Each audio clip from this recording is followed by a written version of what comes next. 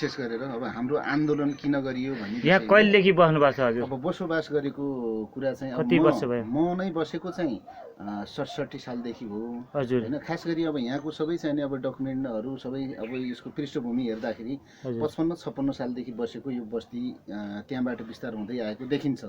त्यति बेला चाहिँ तपाईँको यहाँको थारू समुदाय र विशेष गरिकन मधेसी मुलका केही मान्छेहरू बसेको देखिन्छ। जस्तै 57-58 देखि हाम्रो पहाडी मुलका मानिसहरू हैन बिस्तारै यसमा प्रवेशको क्रम सुरु भएको छ र 60-61 हुँदै यसको पहाडी मुलका समुदायको अलि बढी चाहिँ तपाईँको अब यसमा प्रवेशको क्रम बढ्दै आएको छ। त्यो अन्तर्गत अब हामी चाहिँ अब म 66 को लास्ट त 67 तिरबाट चाहिँ म कन्टिन्यू बसेँ यहाँ हैन। बसिसके पछाडि अब यहाँसम्म आइयो। अब खास गरी अब यहाँसम्म आउँदाखेरि अब हामीले अब कहाँ अन्यायमा छौँ र हामीले किन आन्दोलन गर्नु पर्यो भन्ने कुरा यसको अहिलेको मुख्य विषयवस्तुको कुरा हो। त्यसो गर्दा अब हामीले खास गरी अब त्यहाँदेखि त्यो 55-56 सालदेखि भनौँ अथवा हामी आएदेखि भनौँ यहाँ बसोबास गरिराखेका छौँ। अहिलेसम्म हाम्रो कुनै पनि अब नागरिकको मौलिक हक मध्ये पर्ने र नैसर्गिक अधिकार पनि भन्नु पर्यो अथवा यसलाई जन्मसिद्ध अधिकार भनौँ, बसाइसराई दर्ता, त्यसपछि गएर तपाईँको एउटा लगायत व्यक्तिगत घटना दर्ता भनेर भन्छ, जन्म दर्ता, मृत्यु दर्ता, विवाह दर्ता इत्यादि हैन। अब यो कुराहरूलाई अहिलेसम्म तपाईँको यहाँको स्थानीय तह, विगतको स्थानीय निकाय, अहिलेको यहाँको स्थानीय तहले अहिलेसम्म गरिदिराखेको छैन। अब यो म अलिकति यसको थोरै अगाडिको कुरालाई म चर्चा गर्न चाहन्छु। समथिङ 68 सालतिर 2068 सालतिर तपाईँको नेपालमा त्यति बेला तत्कालीन तपाईँको डाक्टर बाबुराम भट्टराईको नेतृत्वमा एउटा सरकार गठन भएको थियो, नेपाल सरकार। र त्यो नेपाल सरकारले देशैभरि के बनाएको थियो भने सुकुम्बासी समस्या समाधान आयोग गठन गरेको थियो। त्यो अन्तर्गत बाँके जिल्लामा पनि त्यो गठन गरेको थियो र त्यति बेला तत्कालीन 68 सालमा त्यो सुकुम्बासी समस्या समाधान आयोग बाँकेले, जिल्ला समिति बाँकेले यहाँको चाहिँ तपाईँको केही साथीहरूलाई हैन लगभग 400-500 समथिङको चाहिँ तपाईँको घरधुरीलाई सुकुम्बासीको पहिचान गरी परिचय पत्र प्रदान गरेको छ त्यति बेला हैन। 68 सालको कुरा हो यो। त्यो भनेको नेपाल सरकारको एउटा अङ्ग हो त्यो। अनि त्यति गर्दा पनि यहाँ चाहिँ तपाईँको बसाइसराईको दर्ताको कुरा गर्दाखेरि यहाँको चाहिँ तपाईँको स्थानीय तहले निकायले मानेन, गरिदिएन भनौँ न। नगरिसकेपछि हामीलाई के भयो भने अन्य धेरै ठुलो लाग्यो। अनि हामीले के गर्यौँ भने 70 सालतिर हामीले तपाईँको पुनरावेदन अदालतमा हामीले न्यायको लागि यो हजुरको तपाईँको 150 भन्दा बेसी झन्डै 200 समथिङको चाहिँ तपाईँको बसाइसराईको कागज सहित हैन बसाइसराई जहाँ जहाँ जुन जुन ठाउँबाट ल्याएका छौँ हाम्रो बसाइसराईको चाहिँ कागजलाई केन्द्रित गऱ्यौँ र हामीले के गर्यौँ भने पुनरावेदन अदालतमा हामीले न्याय माग्न गयौँ। त्यहाँ गइसके पछाडि 1 वर्षको अन्तरालमा 71 को भदौको चाहिँ तपाईँको 4 गते तपाईँको पुनरावेदन अदालतले यो बसाइसराई चाहिँ तपाईँको गरिदिनुपर्छ, गरिदिनु, यदि चाहिँ तपाईँको नगर्ने भए के कति कारणले नगर्ने त्यसको कारण खुलाई चाहिँ तपाईँ 35 दिनभित्र सर्वोच्च अदालतमा पुनरावेदन गर्नु भनेर चाहिँ तपाईँको परमादेश जारी गर्यो पुनरावेदन अदालतले। त्यो 71 सालको कुरा हो। 71 सालमा पुनरावेदनले त्यो गरिसके पछाडि 35 दिनभित्र उहाँहरू के गर्नुभयो भने यो हाम्रो चित्त बुझेन, त्यसो भएको हुनाले यो पुनरावेदन अदालतले गरेको चाहिँ तपाईँको परमादेश यसलाई खारिज गरी पाऊँ भनेर उहाँहरू सर्वोच्च अदालत पुग्नुभयो है, पुनरावेदन गर्नुभयो उहाँहरूले। 71 सालको कुरा हो त्यो। उसले सर्वोच्च अदालतले अध्ययन गर्यो। 74 सालमा 2-3 वर्षको चाहिँ अन्तरालमा सर्वोच्च अदालतले त्यसको फैसला गर्यो। 74 सालको असोजको 4 गते समथिङ यस्तै छ है, डेट थाहा भएन, तर 74 सालको असोजको 4 गते यस्तै छ।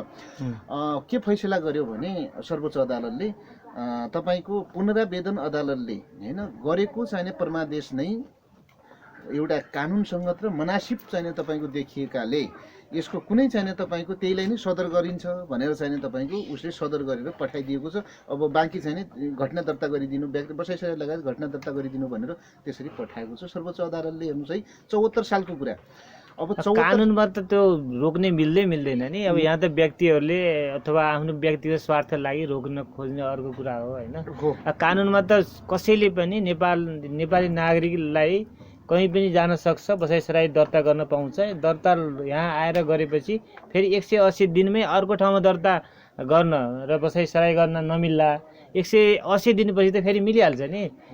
विडम्बना यहाँनिर हो। त्यसो भइसके पछाडि कुरा के भने अब हामी चाहिँ तपाईँको एक्सर्साइज गऱ्यौँ। हामीले के भन्यौँ भने अरू हामीले स्वाभाविक रूपमा हामीले चाहिँ ल है हाम्रो बसाइसराई दर्ता गरिदिनु पर्यो भनेर हामीले आफ्नो डकुमेन्ट लिएर जाँदा नगर्दा पनि नगरिसके पछाडि कमसेकम अब त त्यो एउटा चाहिँ तपाईँको सरकारको यो नेपाल सरकारको राज्यको एउटा चाहिँ तपाईँको महत्त्वपूर्ण अङ्ग होइन न्यायालय भने त महत्त्वपूर्ण अङ्ग, त्योभन्दा त अर्को निकाय छैन नि न्याय माग्ने ठाउँ। सरकारकै प्रमुख अङ्ग हो नि, कार्यपालिका न्यायपालिका र व्यवस्थापिका हो। अब त्यसले चाहिँ तपाईँको दिएको निर्देशनलाई पनि उहाँहरूले नमानिसकेपछि हामी निरन्तर घचघचाइराख्यौँ। किन गर्नु हुँदैन, किन गर्नुहुन्न तपाईँहरूले, के कारणले गर्नुहुन्न भन्दै गयौँ। उहाँहरूले के भन्नुभयो भने ल हामी अध्ययन गर्दैछौँ, हाम्रो पनि यहाँ चाहिँ तपाईँको न्यायालय छ होइन, एउटा के भन्छ न्याय विभाग छ, अब त्यो न्याय विभागले हेर्छ, हजुरको त्यो गरौँला बिस्तारै भन्नुभयो। अनि पछि हुँदै जाँदाखेरि अनि लिखित जवाब दिन्छौँ भनेर भन्नुभयो। लिखित जवाब पनि आज भोलि भन्दा हेर्नुहोस् 74 सालको कुरा, अहिले 77 सालसम्म आउँदा पनि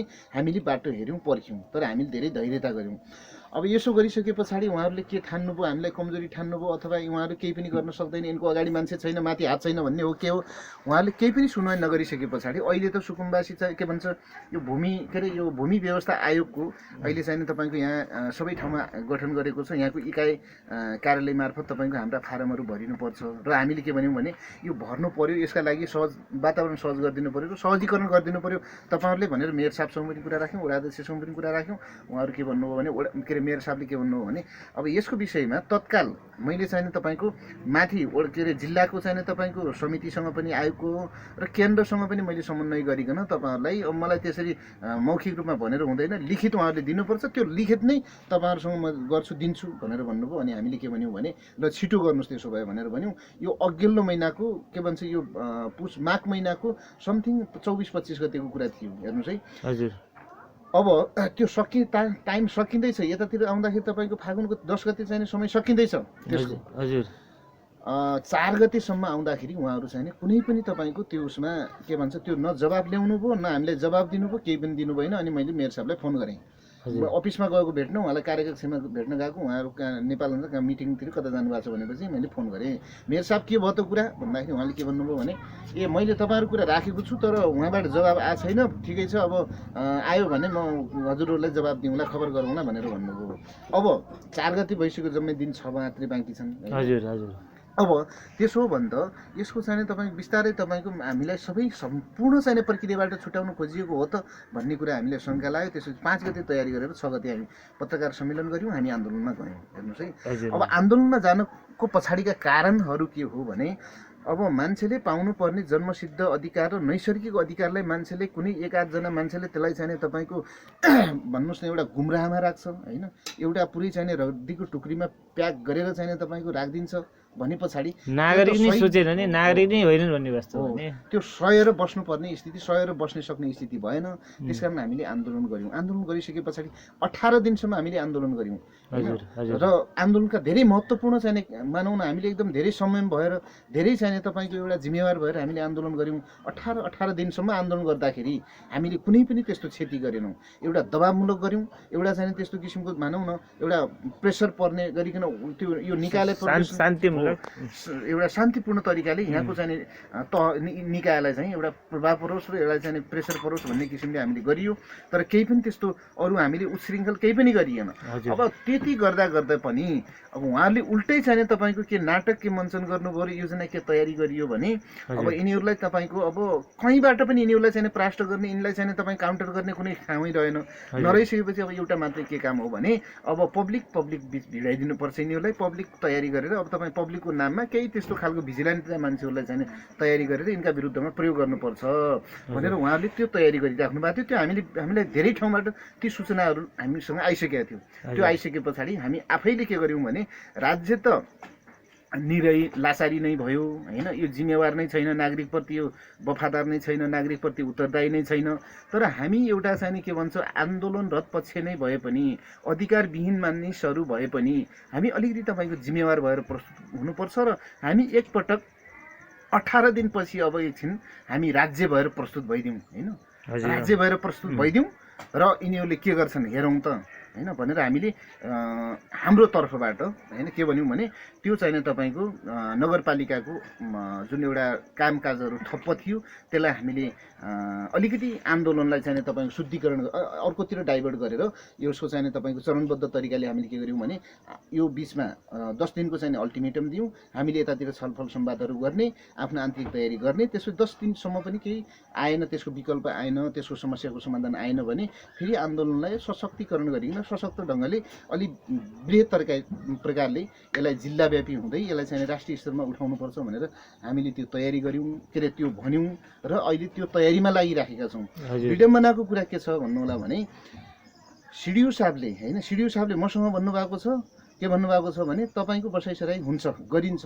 त्यो मेयर साहबले भनेर हुँदैन, अर्काले भनेर हुँदैन, त्यो त अनिवार्य कुरा हो, त्यो त जन्मसिद्ध अधिकारको कुरा हो, नैसर्गिक अधिकारको कुरा हो, त्यो उहाँले रोक्नै मिल्दैन। म भन्छु त्यो गराइदिन्छु म, सिडिओ साहबले भन्नुभएको छ। कति लाजमर्दक यो सरकार, यो भनौँ न यो चाहिने निकायका चाहिँ जिम्मेवार मान्छेहरू कस्ता लाचार छन्। जनप्रतिनिधि कस्तो भनेको मलाई त्यो चाहियो, जनप्रतिनिधि कसको हो। अब यहाँनिर कुरा के छ भने अब त्यो हाम्रो सिडिओ साहबको कुरा हो, ब्युरोक्रेटले त ठिक गरेको छ। यहीँकै कुरा गर्नुहुन्छ भने पनि नगरपालिकाको कुरा गर्नुहुन्छ भने सूचना अधिकारी भनेको प्रपर रूपमा यही विषयहरूलाई हेर्ने सूचना अधिकारी हरिओली भन्ने एकजना सर हुनुहुन्छ। उहाँले के भन्नुभएको छ भने तपाईँको बसाइसराईको कुरा यस्तो, मैले सबै मैले बुझेँ, तपाईँको समस्या यो रहेछ, कुनै पनि एउटा नागरिक आफ्नो ठाउँबाट अर्को ठाउँमा जान्छ भने पछाडि 180 दिन पुग्यो भने अविलम्ब उसको चाहिँ त्यो घटना दर्ता गरिदिनुपर्छ, त्यसलाई राख्नै हुँदैन। त्यसमा तपाईँहरूको काम म भोलिबाट सुरु गर्छु, त्यो वडा अध्यक्षलाई, वडाको सचिवलाई भन्छु र त्यो तपाईँहरूको काम भोलिबाट सुचारू हुन्छ, यो त यस्तो राख्ने कुरै होइन उहाँले भन्नुहुन्छ। भोलिपल्ट मेयर साहबले त्यही अफिसमा, त्यही नगरपालिकाको भवन के अरे कार्यकक्षमा बोलाउनु भयो। अनि के भन्नुभयो भने हामीले भन्यौँ हरि सरले भनेको कुरा के हो, त्यो त गर्नु पऱ्यो नि त। उहाँ के भन्नुहुन्छ मेयर साहब भने त्यो आधिकारिक कुरा होइन भन्नुहुन्छ। अब भन्नुहोस्, अब यो कस्तो खालको चाहिने तपाईँको जनप्रतिनिधि बनायौँ हामीले, के चाहिने तपाईँको कस्तो खालको जनप्रतिनिधि, कस्तो खालको एउटा कन्सेप्ट चेतना भएको मान्छेहरूलाई हामीले चुन्यौँ होइन, र यसले जनताको के हालत गरिदियो, के हालत गरिदेला। अब यो बडो चाहिने तपाईँको सोचनीय कुरा र विडम्बनाको कुरा छ होइन। यहाँ कुरो के छ भनेदेखि जनप्रतिनिधिले रोक्नुको कारण खास के रहेछ त? यो बसाइसराई पनि रोक्दिने, जन्मदान रोक्दिने, अनि यिनीहरूलाई यसरी भाग्छन् अथवा अहिलेको यो आयोगमा पनि तुवाइन्छ र सधैँ यस्तै राख्न खोजेको हो कि खास कारण के रहेछ यसमा? हामीले बुझेको कुरा, तपाईँ त वार्ता पनि त गर्नुभयो, हामीले 7 पटक वार्ता त्यहाँ गऱ्यौँ। त्यसपछि पछिल्लो हामीले तपाईँको के भन्छ 18 दिन पछाडि 19 दिनमा एउटा अर्को वार्ता गऱ्यौँ। 8औँ पटक हामीले वार्ता गऱ्यौँ। ती सबै वार्ताहरू चाहिँ के भन्छ, के भने त्यो एकदम निरर्थक होइन, कुनै त्यो अर्थविहीन भए तिनीहरू। त्यसो भएको हुनाले के हो भने मलाई के लाग्छ भने यो खास यसो किन भइराखेको छ भने यो मूलत वर्गीय कुरा नै हो, वर्गको विभेदको कुरा नै हो होइन। अब यो हुने खाने वर्गले चाहिँ तपाईँको तलको गरिब वर्गको मानिसहरू चाहिँ तपाईँको झुपडा बस्तीका मानिसहरूलाई चाहिँ तपाईँको बिर्सिदिने र उनका समस्याप्रति उत्तरदायी नबनिदिने होइन, मुख्य कुरा त्यो हो। नै नागरिक त त्यो नागरिक र वर्ग त एउटै हुँदैन नि त। नागरिक त तपाईँ पनि नागरिक, हामी पनि नागरिक, ऊ पनि नागरिक, सबै नागरिक। त्यसैले के हुने रहेछ भने कि नागरिक नै सोच्दैन कि कस्तो त, त्यो माथिल्लो वर्गको चाहिँ चिन्तन कस्तो हुने रहेछ, प्रवृत्ति कस्तो हुने रहेछ र त्यो एकदम उनीहरूको चिन्तन कस्तो हुने रहेछ भने तल्लो वर्ग र गरिबहरू त त्यो मान्छे नै होइनन्, ती नागरिक नै होइनन् होइन, त्यो कुनै चाहिँ तपाईँको मान्छे नै होइनन् र तिनी चाहिँ तपाईँको पशु अथवा पशुपन्छी भन्दा पनि अझै चाहिँ तपाईँको गए गुर्जेका अरू केही नै हुन् भन्ने खालको त्यस्तो खालको यिनीहरूको चिन्तन र यिनीहरूको चाहिँ तपाईँको एउटा मानसिकतामा त्यो हुने रहेछ। त्यसो भएको हुनाले अब यो कुरा, अब हामीले त अप्सन, अब राज्यले यहाँको निकायले हामीलाई कुनै केही पनि अप्सनहरू विकल्पहरू दिएन, हामी आफैले राखेका छौँ फटाफट, ल यो भएपछि यो नभएपछि यो, अथवा अरू केही छ कि, हामीले त विकल्पमा हामी एकदम भट्टाभट छलफल गरेका छौँ नि। उहाँहरूलाई तपाईँको के हो भने नगरपालिकाको यो मेयर साहब अथवा अरू कोही उहाँको पछाडि कोही अरू दलाल फटाहरू पनि लागिराखेका छन्। अब उहाँहरूलाई त्यो लागेको हो भने यो नगरपालिकाको हो, के अरे नगर विकासको जग्गा हो, जमिन हो, उसले छोड्न चाहँदैन, उसले हामीलाई दिन सक्दैन भने ल ठिक छ, त्यो पनि हामी मान्यौँ। तर हाम्रो व्यवस्थापन, हाम्रो हैसियत कायम गरिदिनु परेन। आज 20 वर्षसम्म हामीले चाहिँ तपाईँको यहाँ बसेको र हामीले चाहिँ लगानी गरेको यसको के पाउने होइन, यसको हैसियत त कायम गरिदिनु पऱ्यो नि। एक दोस्रो कुरा, यदि त्यसो होइन भने हामीले यो पनि भनेका छौँ, बसाइसराई दर्ता गरिदिनुहोस् र हाम्रा सेवा सुविधा सुचारू गरिदिनुहोस् होइन। तत्कालको लागि तपाईँको जग्गाको चिन्ता हो, तपाईँको नगर विकासको चाहिँ तपाईँको जमिनको चिन्ता हो भने हामीलाई कोलपुर नगरपालिकाको वडा नम्बर 11 भित्र वा कोलपुर नगरपालिकाभित्र उपयुक्त ठाउँ गरी त्यसको चाहिँ तपाईँको भौतिक पूर्वाधारहरूको विकास गरी हामीलाई व्यवस्थापन गर्नुहोस्, त्यसमा पनि हामी सहमत छौँ होइन। हामी यो पनि भनेका छौँ, यो भन्दा पनि नहुने ऊ भन्दा पनि नहुने भनेपछि त के हामी हामी मर्नुपर्ने भयो होइन, कि चाहिँ तपाईँको अब के भन्छ यो अधिकारविहीन भएर होइन, यो भनौँ न। मेरो विचारमा हजुरहरू अब 12 देखि 15 20 वर्ष बस्नुभयो, यो ठाउँबाट अर्को ठाउँ सर्न पनि उपयुक्त देख्दिनँ, किनकि यहाँ यति लगानी भइसकेछ। यहाँ तपाईँहरूले लगाएका बोट बिरुवाहरू ठुला भइसके, बाटोघाटोमा बिजुली आइसकेको छ, घरमा बिजुली कसै घरमा बिजुलीको मिटर पनि दिइसकेको छ, स्कुल आइसकेको छ। अब यो ठाउँबाट फेरि गएर अर्को ठाउँ नयाँ सृष्टि गर्न फेरि टाइम लाग्छ के, जति लामो होला, तर यस ठाउँलाई तपाईँहरूले त्यो विकल्प दिन पनि मेरो विचारमा उपयुक्त थिएन। र अर्को कुरो उहाँहरूले तपाईँहरू कुरा सुन्नुहुन्न भने हामीले पनि किन सुन्ने होइन। र आन्दोलन रहिरहन्छ र आन्दोलन गर्नु पर्यो, तर आन्दोलन कसरी गर्ने भन्ने कुरो पनि अब यहाँ त भिजिलेन्टीहरूले बिचबिचमा आएर उ गर्ने पनि सम्भावना भयो होइन। यी अनेक कुरा छन् र अन्य कुराहरूमा अन्य बाटो के छन् त्यतातिर बरु सोचेर सबै शक्ति सञ्चयकरण गरेर होइन अन्य ठाउँका सुकुम्बासीहरूलाई पनि भेला गर्न सके सम्भावना हुन्छ र यहाँहरूको यो आन्दोलन सफल होस् भन्न म चाहन्छु। र आन्दोलनका अन्य पाटाहरू पनि अब प्लानिङ गर्नुहोस्, योजनाबद्ध तरिकाले गर्नुहोस्। र मेरो विचारमा म जहिलेसम्म यहाँ छु, तपाईँहरू 20 वर्षदेखि यहाँ बस्नुभएको छ भने यही ठाउँ हुन्छ। यो टाउन प्लानिङको जग्गा पनि यो होइन पहिला होइन, पहिला त यो जङ्गलै थियो र टाउन प्लानिङमा यतातिर यो थिएन, किनकि म पनि 50-51 यहाँ पढेको व्यक्ति हो र हामीले यहाँ देखेको पनि हो। र अब आएर क्रिकेट मैदानमा छ भन्ने कुरा हल्ला सुनिन्थ्यो, क्रिकेटको होला र क्रिकेटको विवाद भएदेखि त्यसमा विवाद मिलाउने कुरो अलग छ। तर नगरपालिकाले अब मेरो जग्गा हो, नगर विकासले मेरो जग्गा भन्नु त्यति उपयुक्त छैन। र हाम्रा जनप्रतिनिधिहरूले पनि कमसेकम जनतालाई जनता सोच्नु पर्यो, रैती या प्रजा सोच्नु भएर।